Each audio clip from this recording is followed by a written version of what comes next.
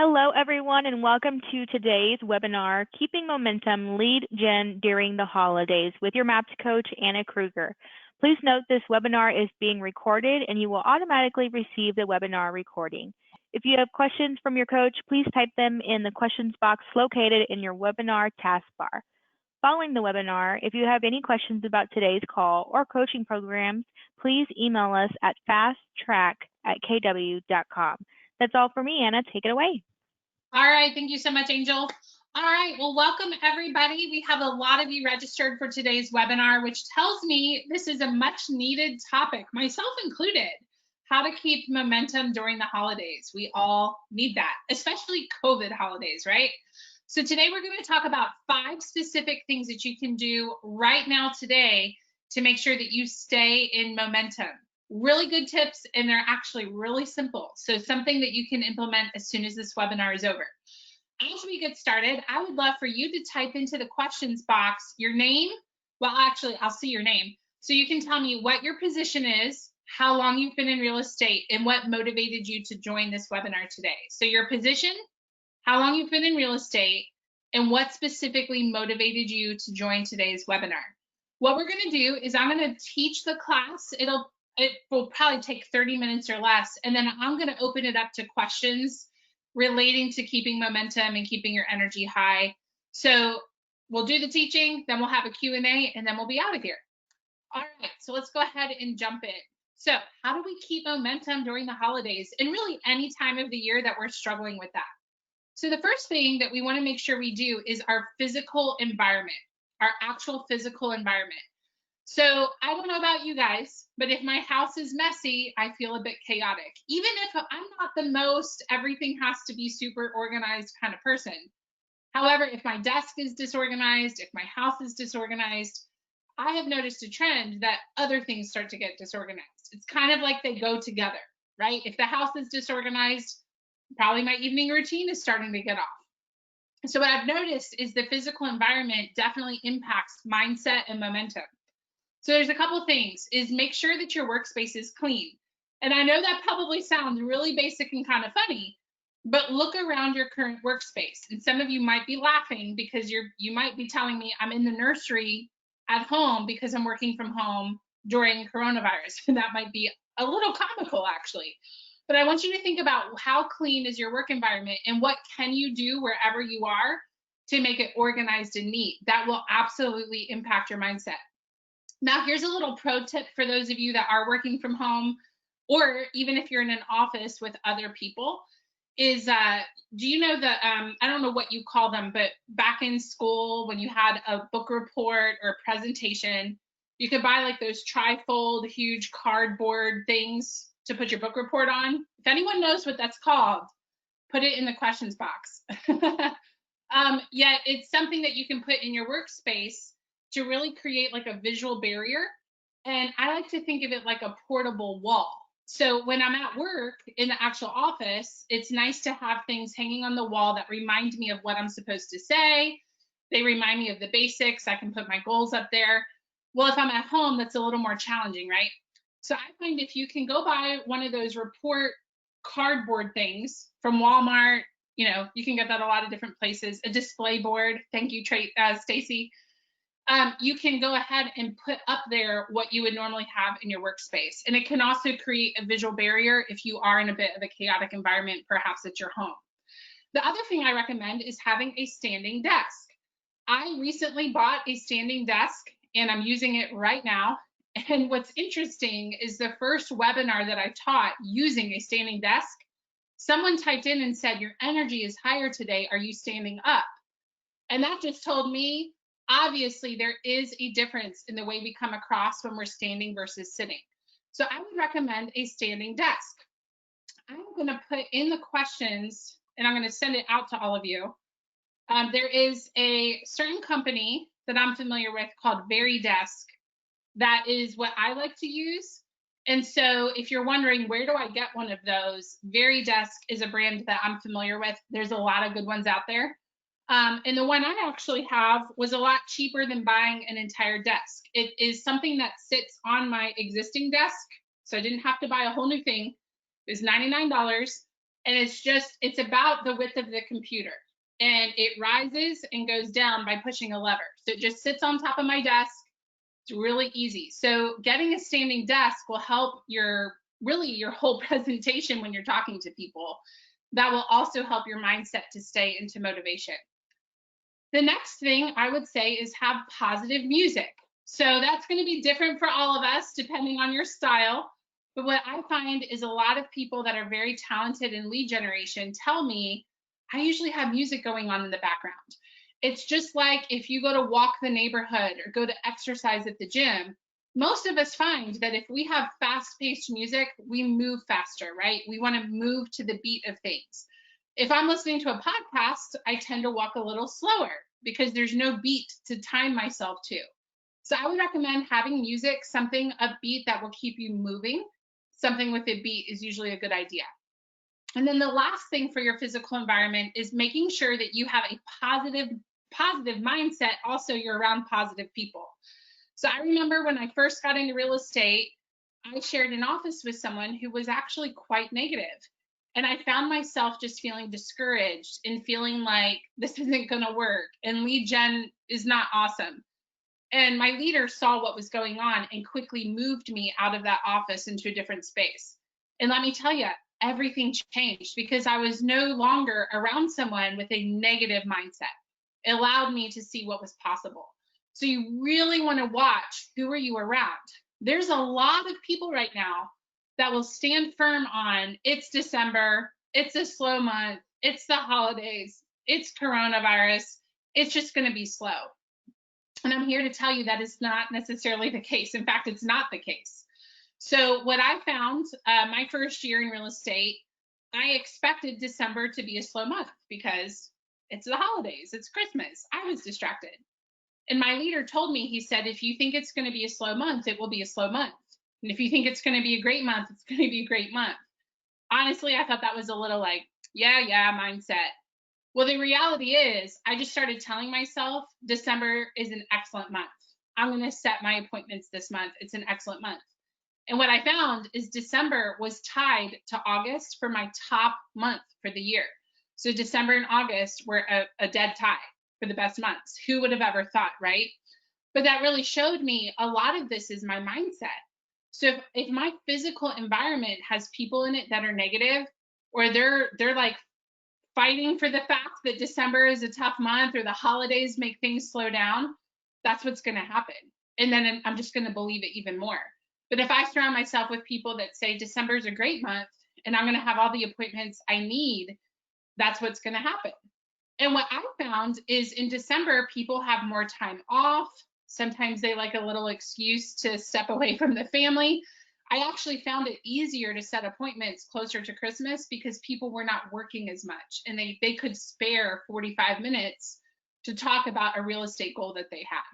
So physical environment, and by the way, take notes on this so that you can remember this 2 months from now and say, hey, I'm having a rough day. Let me check those 5 tips. So number 1 is your physical environment. Have a clean workspace, a standing desk, some upbeat music, and a positive mindset. All right, so let's go on to the next one. What's tip number 2? The next one is now we're really more getting into strategy. I want you to think about how many days are left in December that you are working, that you are actually working. In fact, go ahead and pull out the calendar, and I will give you a minute. Count up actual work days. Just earlier today, I was on a coaching call with someone who said, I still have about 4 weeks left, or 3.5, I think they said. And I was like, well, wait a minute. What about Christmas and New Year's? What about New Year's Eve? Are you working those days? Oh, wait, no, I'm not. And we realized if you're just going, oh, I have this many weeks left, you actually are going to be off because we have holidays. No one's going to be lead generating on Christmas, right? So you want to take that day out. So you want to actually count up how many days are you actually working left in the month of December. Let me know once you have your number. Just put into the chat box what your number is. Now, I will tell you, if you work 5 days a week, Monday through Friday, and you're not working Christmas Eve, Christmas Day, and New Year's Eve, That means you have 20 work days in December. 20 work days. I counted it up earlier today. So again, if you're only work Monday through Friday, 5 days a week in December, and then you take off Christmas Eve, Christmas Day, New Year's Eve, there are 20 work days. 20 work days. And we are at the end of day 8 today. Today is the end of day 8. So what that actually means is we are 40% of the way through working days if you're working according to what I just said. Now, some of you just typed in, I have 12 days left, I have 15 days left. Yeah, it's all going to depend on your total amount of days that you're working and taking off. Yep. And I would say most of us probably have 12 left if you're taking off Christmas Eve, Christmas Day, and New Year's Eve. So where I'm going with this is you want to get real clear. Let's just say that your goal is to set 20 appointments in the month of December, and you have 20 actual work days in the month of December. What that means is as of today, by the end of today, we would want you to have 8 appointments set to be right on track. To be right on track. So one way that you keep momentum is actually making sure you're really clear on how many days you're actually working. And then how does that stack up to your goal? Any questions on that?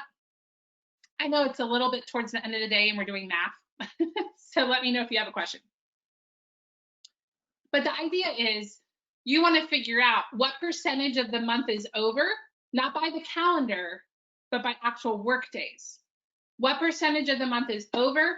And then how far of my goal, what percentage do I have? So we are 40%, again, if you're working 20 days, we are 40% of the way through the work month, which means you need to be 40% of the way through your goal. So I actually had several coaching calls this morning, one-on-one, and every single one, they were like, ooh, I'm really glad we talked about this. Because in my head, it's December 10th. I still have a lot of time left, not considering the time off that we were taking for the holidays. All right, looks like we don't have any questions left, so we'll move on. So you want to figure out your remaining days and numbers in December. So for example, how many appointments set do you have left? How many appointments held do you have left? Whatever your metric is. I saw in the chat box, we have a variety of job roles here in the webinar today. So just know what's your metric, what's your focus, and how far of that are you in the month of December. The last thing is your working days remaining. Any questions on that? Good. Looks like we have a range of 12 days to 16 days left of people working. Awesome. The important thing is that you're clear on whatever that number is. All right. So now that you know how many appointments set you have left and how many actual working days you have left, that's going to take us into our third tip. And so what you want to do is break it down into daily or hourly goals. Daily and or hourly goals. What I mean by that, I spoke with an agent this morning who was like, oh no, I am 7 behind because I wasn't considering my time off the end of the month. So she went from I'm on track to, oh my goodness, I'm 7 appointments behind. What am I going to do? So I said, don't freak out. Let's look at your calendar. How many working days do you have left and how many appointments do you have left to set? Well, we quickly realized all that she had to do was set 2 appointments a day as an inside sales agent, and she would be right back on track. So what you want to do is take whatever's left for the month versus however many days you have left and figure out what is the daily goal that you have in order to stay on track. This all sounds so simple, yet a lot of times people lose momentum because they don't have an actual reality check. It feels so big or it seems so small, and then we're not really focused, and then you end up at the end of the month off track. So it's real simple, it's just hard to remember, right? Which is why we're doing this webinar. So when you break your goal down into hourly or daily goals, what it allows is every time you accomplish something, you get a release of that feel-good hormone called dopamine. So for example, let's say that you just figured out the remaining days of December, your goal is 2 appointments a day. That's what you just figured out. Well, some of you are very energized by thinking 2 appointments a day. However, if you break that down into a before lunch, I'm going to set one, and after lunch, I'm going to set one. You now have 2 things to accomplish, one in the morning and one in the afternoon. Every time you accomplish something, you get a release of dopamine, which causes you to feel really good because you just accomplished something. So instead of saying, 2 in the whole day, you don't get that dopamine release till the end of the day. Instead, what if you thought about it of, I'm going to set 1 appointment before lunch and then I'm going to take a break. And when you do that, you'll get that release of the feel good hormone. And then after lunch, I'm going to set 1 more. I'm going to get another release of dopamine. Now you have more feel good hormone in your system. This is why when you wake up in the morning and you don't want to exercise, and then you just go do it anyway, you feel fantastic. And it's because you accomplished something you said you would do, and now your body is rewarding you with a feel-good hormone called dopamine. So small goals will allow you to be able to have that. The other thing is it's easily attainable. So the agent I just described who was 7 behind and feeling very overwhelmed, as soon as we did the math, we figured out just 2 appointments a day, she would be totally fine. Well, once we did that, you could actually physically see like this, okay, I got this. It wasn't nearly as overwhelming when we broke it down into those small hourly and daily goals. Any questions on that one? That actually, what I just shared with you was one of my biggest takeaways as an ISA. This was, probably 2006. I was a relatively new ISA, and I was pretty much always stressed out.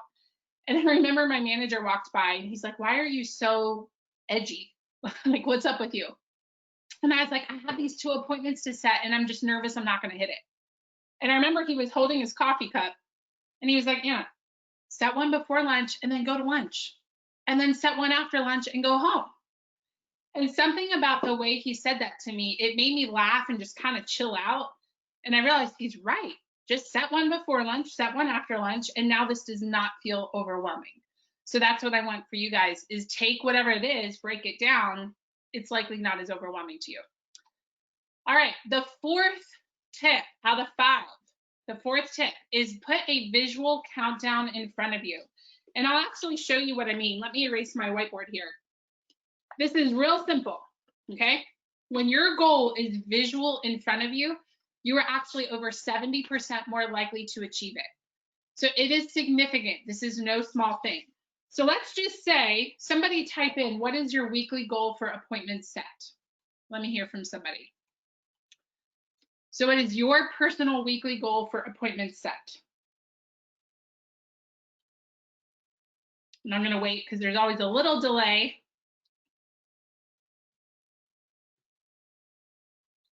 Okay, so let's say that you have 10. Maybe your goal is 10, and that would be for an inside sales agent, probably not an agent, maybe an agent. However, it's pretty typical for an ISA to say, I want to set 10 appointments a week. So can you guys all see this? I have the whiteboard here. Hopefully you can see it. And what I did is I just put 10, 9, 8, 7, 6, all the way through down to 1 on this whiteboard. Now this seems so simple and so easy. However, when this is visually in front of you, you will be 70% more likely to actually achieve your goal just by putting this on the wall in front of you. So a true story, someone I was coaching had been an ISA for many years, and she had just not broken that ceiling of going above 10 a week. 10 was really her max. She just had never gotten above 10. What she wanted was to hit 12. So for several weeks, we were working on 12, and we would get on a coaching call, and she would say, I got 10, not 12. So I remembered this, and I was like, you know what? Let's have you take a whiteboard or a piece of paper, whatever you want, and put 12 on there, 12 all the way down to 1. And every time you set an appointment this week, write the last name of the person over the number to kind of scratch it out. So if I just set an appointment with Joe Smith, I'm just going to write down Smith over the number 10. Okay? And now I see I have 9 left. So I said, why don't you do that this week and let's see what happens. So put 12 up there. Let's see what happens. Well, our next coaching call, I asked her, hey, we've been working on 12 for a while. You've maxed at 10. How'd you do? And she had set 14. And I asked her, what did you do differently? What made the difference? Is she laughed. She's like, the only thing I did was have a visual countdown. That was it. So the visual countdown is significant. And by the way, after that happened, she was consistently setting 12 or more. She started ranging between 12 and 15 a week. And the only thing was a visual countdown. So I would recommend that all of you get a visual countdown in front of you and make it a small goal. If you put your entire month goal, that tends to be overwhelming for people. So I would recommend just put your weekly goal on there, no more than that. And each week, just put a fresh tracker up there. And then as you do it, cross off each item. Cross off each item. All right. I see a question in the chat box. We'll come back to that in just 1 second. Okay. So far we have check your physical environment, make sure it's positive, make sure it's clean, stand-up desk, things like that. Tip number 1. Tip number 2 is to get very crystal clear on how many days are left in December that you're working and how many appointments you have left to set. The third one, break it down into weekly or hourly goals. The fourth one, a visual countdown. And then the fifth one is a bit of a wild card. And I just want to ask you, what habits have you done in the past that when you look back and you had success, you think, what was I doing? Oh yeah, I had a morning routine. That's a big one I see in coaching. If I ask someone who's gotten off track, well, wait a minute, you were killing it 5 months ago. What were you doing 5 months ago that you need to reincorporate into what you're doing now? And frequently, it would come down to a morning routine. So I know for myself and a lot of people that I talk to, so I can assume probably true for you as well, a lot of people, even if they're not morning people, once you get in the habit of waking up early, doing some physical activity, taking some time for yourself, whether it be reading, listening to a podcast, a lot of people report that it sets their whole day in a positive direction. And I find that to be very true for myself. If I miss my morning routine, the whole day is just thrown off. And I'm a night person. The morning routine has become a big deal to me. Here's the thing. Usually if your morning routine is off, it is stemming from your evening routine. So I just told a friend of mine, and it's funny I'm talking to you about this, because literally just today I said, I really have to master my evening routine because let's be honest, with coronavirus and all this stuff, we're at home more, it's just easier to stay up late watching TV or talking to people on the phone or whatever it might be. And I just found myself, I was no longer going to bed in that 9 to 10 window. It was creeping up to like 11, midnight. Well, when you're going to bed that late, it's real hard to get up and do the morning routine, right? So I find for myself, and really a lot of people I coach, the evening routine is what we need to master in order to get the morning routine. If your evening routine is on point, your morning routine is usually good. Some of you are typing in yes in capital letters. So you hear me. I will just tell you, I became a MAPS coach about 5 years ago, and I had the huge privilege of working with very successful business owners. And you know what we talked about more than anything else? What's your bedtime routine?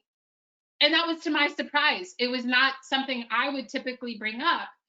Yet you're on a coaching call asking people, well, what did you do when you were successful? And the overwhelming thing that I talked to people about was their bedtime routine as a MAPS business coach. It was really funny to me, and it's true. The other thing as far as past habits is think through your mindset, which we've already touched on that. Yeah, ask yourself, what did you do to cultivate a positive mindset in the past? That can give you a clue as to what works for you now. So I want all of you to think through, what is something that you've done in the past that was hard? Maybe it was running a marathon. I have mad respect for you, by the way. Maybe it was rock climbing, or maybe you passed some sort of huge test for something, maybe a CPA exam, or who knows what it could be. I want you to evaluate, when I was successful at that thing, what did I do? What was my mindset? What were my habits? And that will give you a clue really of how to customize keeping a momentum for yourself. So the 5 tips: physical environment, making sure that you are clear on your numbers, breaking it down into small goals, have a visual countdown, and then really evaluating your past habits. Now we see some questions in the chat box. I'll get to those in just 1 minute. Before I do, I want to make you aware of something that you can participate in, that you'll get a lot more of stuff like this. So I've been coaching inside sales, and I've been an inside sales agent since 2006. And it is my huge honor to partner with MAPS and bring you a class called Mastering Inside Sales. Some of you in here today I know are already in the class, which is awesome. And what that class is we go over things like this, plus a whole lot more. So let me break it down for you, and then I'll answer the questions. So Mastering Inside Sales is a class that it's 6 months long. It's 18 Zoom webinars. So it's actually even more interactive than this. So what I love about Zoom is we can see each other. You get to know other ISAs and other agents through the video and through chat. It's pretty awesome. We also use breakout rooms. So if I teach you a script or a language pattern, we can immediately put you in a breakout room to practice it, which will help you actually remember it. So Mastering Inside Sales, there's 18 calls. It takes 6 months to complete. And we give you a lot of different things. We give you tracking systems, including trackers, 19 language patterns. And a lot of people say, what is a language pattern versus a script? Well, a language pattern would be something like, how do you keep someone on the phone that just said, I'm busy, call me later? There's actually a 3-step process to keep them on the phone. So it's not necessarily a paragraph that you memorize. That would be more of a script. Language patterns are more the science of how to talk to people. So how do you craft a voicemail that appeals to human psychology that would make them want to call you back? That would be an example of a language pattern. How do you set an appointment that earns 80% show ratio? Most people before the class are at about 40 to 50%. There's a language pattern that people report they get up to 80%. So those are the kind of things that we teach in the class. We also go over goal setting, schedule, basically everything that you need to be a successful agent or inside sales agent is provided for you in that 6-month program. With that being said, what we know is if you pay for the class and you have just one closing, which you should have if you don't have more than one closing, please talk to me as an instructor because we need to change something. Yeah, I feel very confident that you will have more than one closing from being in that class. That would be over 5 times ROI. So if you want to know more about the class, just go to masteringinsidesales.com and you can get all the info you need, how to sign up, when the class is starting, all that good stuff. Masteringinsidesales.com. Okay, let's go ahead and address any questions that you guys have. So I have one from Ramon that I'll answer here. And then any other questions that you guys have, go ahead and throw them in the chat box and I'm happy to help. Actually, it's the questions box, not the chat box, the questions box. Okay, so Ramon asked, how many hours per day a week is the average ISA putting in to get 10 appointments per week? Great, great question. So that would be 30 hours of lead gen a week. Now that sounds like a lot. If you break that down into daily, that is 6 hours per day. So what we find is a lot of ISAs will work an 8-hour day. However, you have a team meeting, you have some administrative work to do, you have some tracking to do, you need to pull some call lists. So what we find is ISAs actually spend about 6 hours, about 6 hours a day on the phone. And in that process, it's actually relatively easy with training to set 10 appointments a week. So again, that would be about 30 hours when you multiply that out over the course of a 5-day week. So 6 hours a day, 5 days a week, about 30 hours of lead gen. Awesome. We have another good question. Is this program beneficial to new agents? No listings or clients yet. I'm just getting started. And the answer is yes. So really, I like to say that agents and inside sales agents are really not that much different. The main difference is an inside sales agent lead generates all day, whereas an agent usually lead generates in the morning, and then they go out and service their clients. Here's the thing though. Both agents and inside sales agents need to talk to humans and turn them into a lead, right? And then actually a closed appointment. So this class absolutely applies to individual agents. We have several in there actually right now that are actual agents. Now there will be times that I'll reference, if you're setting an appointment for your agent, this is how you would word that. And so there are some things that are customized to ISAs, yet the overwhelming majority of the class would apply to any agent as well as the ISA. And what I like to tell people is as you're successful in lead gen, the day will come that you'll probably hire an ISA. So if you're an agent and you hear something specific to ISAs, just write it down and you will use that information later in your career. Good question. Hopefully that answered it for you. In fact, just a little side note, in the very first class, I give you a buyer sheet and a seller sheet to basically read on the phone. And I was shadowing a new ISA probably a year ago now. And it was her very first call. She'd never called anyone. Part of this is luck. I can't promise this for all of you, right? Her very first call, however, actually picked up the phone. She had no idea what she was doing. It was her first call ever. And so she simply read the sheet that I had given her. She set an appointment. And I was excited for her, but I wasn't sure, first appointment ever, is it actually going to show up? It did. So this person had no idea what she was doing. She simply read the buyer sheet. She set an appointment. They showed up the next day and signed an agreement to hire the team. So I give that to you on day 1 of the class. So yes, you can absolutely do that. All right, tracker. Someone said, what is a tracker? So let me go over these 3 real quick. So a conversion tracker, that's where you're tracking things like how many contacts does it take for me to set an appointment? Once I set an appointment, how many appointments does it take for me to set to actually have one show up? So we have a tracker we provide for you that actually makes it really easy for you to know those metrics. I will show it to you in just a second. The appointment tracker is where you really keep track of every appointment you've set. Now, that's especially for ISAs, yet agents will use that as well. But what we find is we set an appointment and it's real easy to lose track of them, right? Eventually, you're setting so many appointments, you can't even remember who you talked to last week. So we have an appointment tracker that we provide for you where you can write down everybody you set an appointment with. That way you can make sure, 1, did they show up and sign an agreement?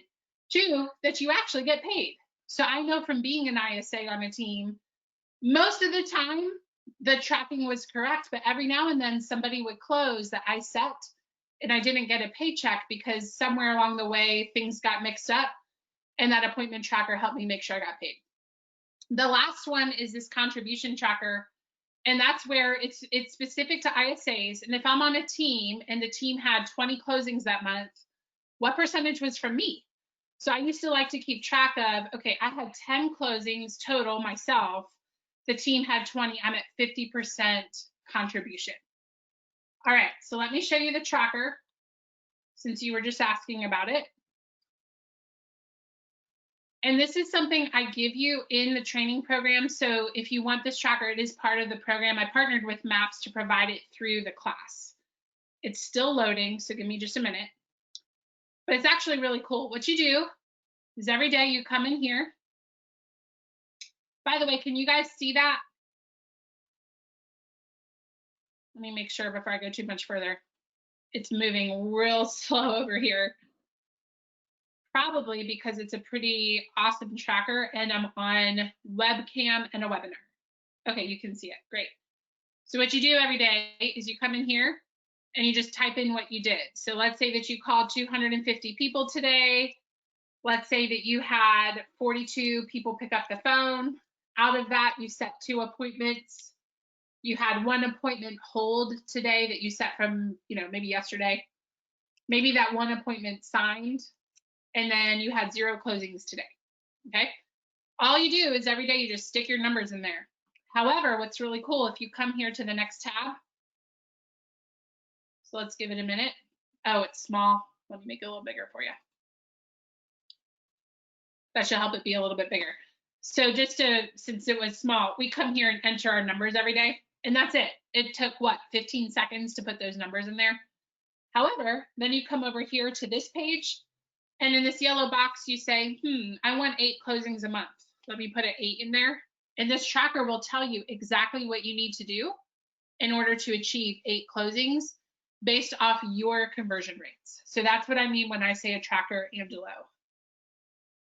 And we go over this in the program. It's really big. I'm not going to go deep into the weeds with it today because it is a big tracker. It's a lot to explain, but we actually spend one whole class in the program talking about this tracker and how to analyze the data, all that good stuff. All right. What other questions do you guys have? I can hang out here for another few minutes. Let me put I'm going to put the website up for you. All right, so you can go to masteringinsidesales.com And I've noticed today it'll say bad gateway, and then you type it in again and it works. I think there's a problem with the server today. If you just go to masteringinsidesales.com, it'll bring you here, and it talks about the program, talks about language patterns. It pretty much gives you all the information you need.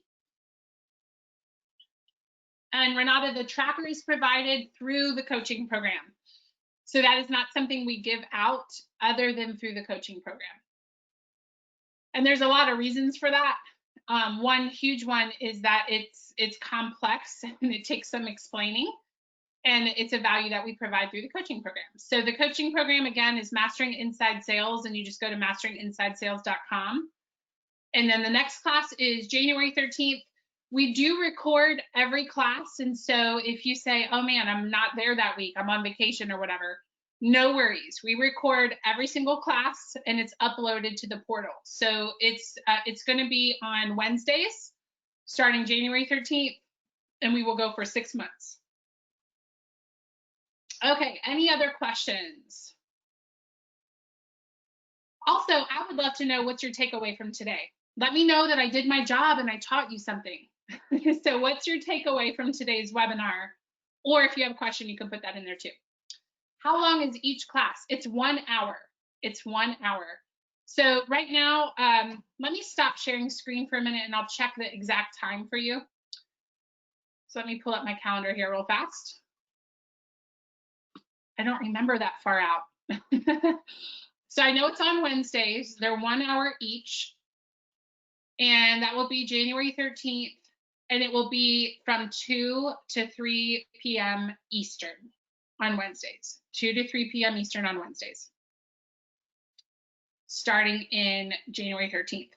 So again, they're 1 hour long. We record everything.